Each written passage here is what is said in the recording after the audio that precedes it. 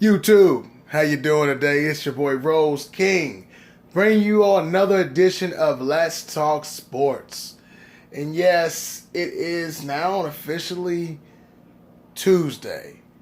So that means today is the parade of Boston's number one goldest team of all time, the ultimate team of the decade, the team that you will never see a dynasty like this ever again, the New England Patriots.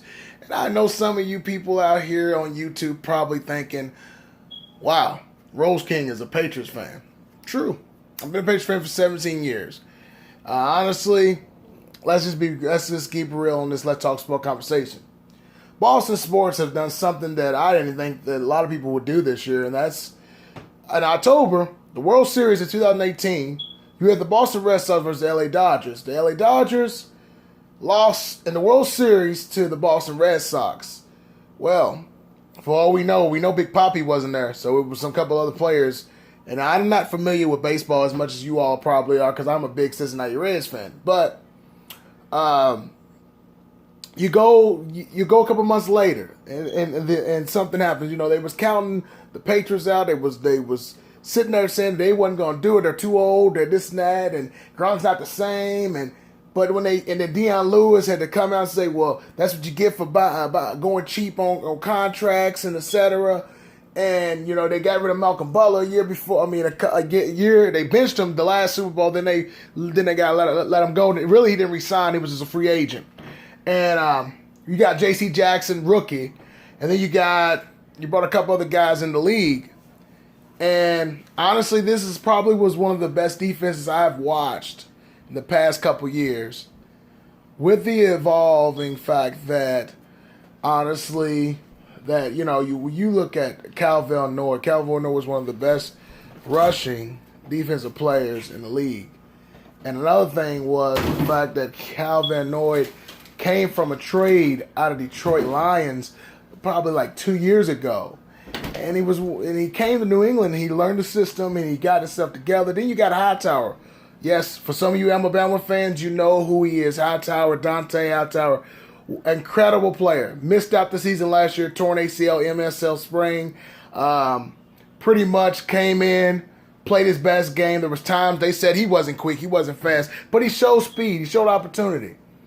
There will never be a time, and I'll say this, YouTubers, it won't be a dynasty like that ever again. It won't be a time like that again. You wonder why, and I'm not talking about the 49ers. The 49ers, dude, if it wasn't for Joe Montana, Jerry Rice, Steve Young, I promise you this, guys, Tom Brady wouldn't even try to be a competitive player like he was if it wasn't for those that team right there. And I'll talk about the 49ers because that's a solidified team that Tom Brady loved. Like, Tom Brady was from L.A., and everybody knows he's an L.A. boy. He went against an L.A. guy in the Super Bowl. You know, two L.A. guys going at it. They were both getting stopped. The offense didn't really go as well. Both defensive team. Some of y'all say it was a low-scoring Super Bowl, which it was, and some of it say it was a boring Super Bowl because of defense. But let's be real. And with me talking about Let's Talk Sports today, I want to tell you all, for those people out here in the world, tell me why the Steelers do not like the Patriots. Tell me why the Cowboys don't like the Patriots. I'll explain that to you. Because if you look at the timeline, there was a time where Troy Aikman, Elman Smith, Michael Irvin, Deion Sanders, guys like that dynasty didn't stay that long. That dynasty kind of boomed off. Then you have Romo. Romo was a great quarterback for Dallas. A lot of people slept on him. A lot of times he didn't read a lot of defenses, but now he knows the defense, he knows the effects, he knows the outcome. There was times he would throw a ball like Brett Favre out there, and that's true. And honestly, you look at the time where Dan Marino threw 60 touchdowns. If he could go back in the league, 36 touchdowns a game, imagine that. I mean, Dan Marino was like Peyton Manning was like the today version of Dan Marino, where Drew Brees was the Doug Fluke. You know, and there's times where Doug Fluke had good games. There was times where Doug Fluke, they benched him on the bench in Buffalo and they didn't go to the Super Bowl. There's a lot of things we could talk about. Also, how do you all feel just the fact that during the 90s, Michael Jordan dominated the dynasty with the Bulls, where Tom Brady dominated a dynasty with the Patriots.